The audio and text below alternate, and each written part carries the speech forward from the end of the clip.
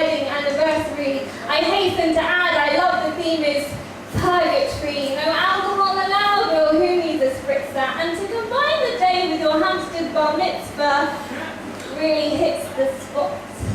But unfortunately, David and I will not be able to attend. I know the excuse seems cliche, but on my way home from work yesterday, I started to feel like I was going way down with something, like kind of out of breath. My lungs were really puffing and my nose was all snuffing, and then an owl swooped down and forced me to ride on its back, and it took me to another world, to another place, and the owl hovered over the beach, and the owl looked at youth in a deck chair, wriggling, giggling. Youth climbs on a roof in Wales when the night closed, itching in clothes and self-strangulate because they hate consumerism, got them an aneurysm. They'll complain about short division that used to look longer. You should be stronger and longer, not that they care. So the owl lived to avoid the standard to death in a deck chair, folded and hot, straight but not brushing off the rock. Now Violet complained because he looked in the mirror and realised he was just a slither of a stripe of a pipe nightmare with a beach tea that was never really right there. And as he got to quite high there, the owl turned his head, gave me quite a tight stare and said, "If you do go to Lily and Henry's, I will eat that hamster." And nobody wants that for little Mahatma, so it's such a shame, but no one to blame. We've all been there, party coming up and then an owl kidnaps you, takes you on the journey of the aging process and the nature of the self, and eventually warns if you do go to said party, he will eat the guest pet. David's terribly upset. But on this occasion, we are going to have to send our regrets. That's the end of that one.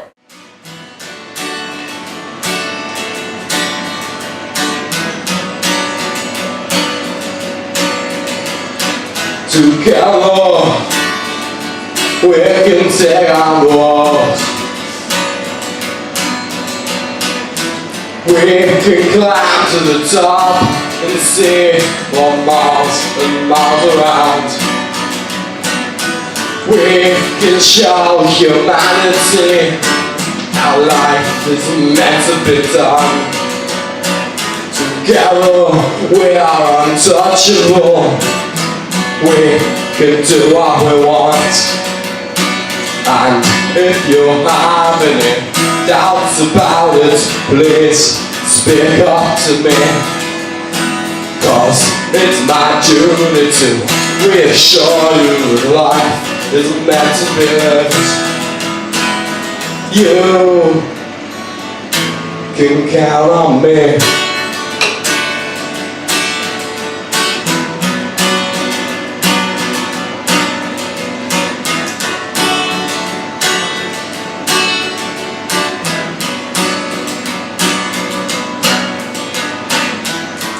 You can count on me, I can count on you. We can take on the world if you want. Have you ever seen how violent an omelette is? Picture this. I come to you wherever you're sleeping and brush the pesto out of your panties and collect it in a jar. But enough about your crotch. Seriously. Hepatotoxicity is necessary. Frankly, how much omeprazole could you swallow before you were at your wit's end? Do you even know what omeprazole is? It's what the stress-induced take when they digest themselves. Let's talk about coffee. Let's talk about anal leakage. Some members of the audience might find this disturbing. Well, duh. I should have made something about it in the beginning. But what is the difference between a distressed father ripping out his daughter's nipple with a fork and an orchard of lemon trees? Explain it. If I spout for long enough, I can convince you that I will. Hell, I could even make you shit in your hands and clap. I bet you all your pubic hair that I could get from one to the other. All I need is sentences and pauses. Do you know what vomiting feels like? Do you know what conversation feels like? Do you know what a banana feels like? Every time I see a location, I want to break its neck. Not for the blood, but for the ridiculousness of it. Do I need another disclaimer, or is it implied? Can I continue now? Speaking inundates me.